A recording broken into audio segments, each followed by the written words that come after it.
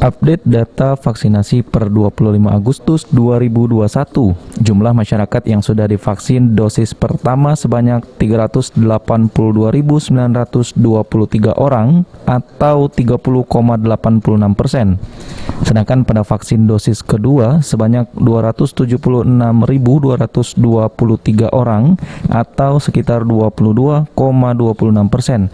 Dan vaksinasi dosis ketiga sebanyak 6.849 orang atau 46%. Masyarakat yang divaksin yakni dari kalangan tenaga kesehatan, petugas publik, dan lansia. Mereka adalah sasaran pada program vaksinasi tahap kedua. Target vaksinasi yang belum mencapai 50% ini terkendala distribusi vaksin dari pusat ke kota Palembang.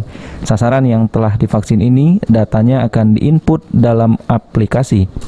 Palembang kurang lebih 1,2 juta. Itu dari 1,2 juta yang sudah disuntik yang ada di dalam aplikasi. Jadi semuanya itu terinput di dalam aplikasi satu data, Piker vaksinasi, Paskes. Itu kita pantau yang sudah Bahkan pada pelaksanaan vaksinasi massal yang dilaksanakan di beberapa lokasi, antusias masyarakat yang ingin divaksin membludak dan masih banyak masyarakat yang belum bisa mendapatkan vaksin. Pemerintah Kota Palembang berharap masyarakat untuk bersabar untuk mendapatkan vaksin. Pemerintah kota akan terus berupaya untuk mengakomodir keinginan masyarakat Kota Palembang untuk divaksin.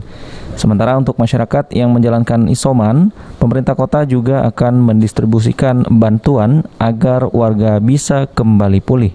Mandiri, yang jelas kalau sudah sembuh ya silakan melayani. Kalau memang dia merasa nggak bisa isoman di rumah, kita menyiapkan isolasi. Aprianto, PAL TV.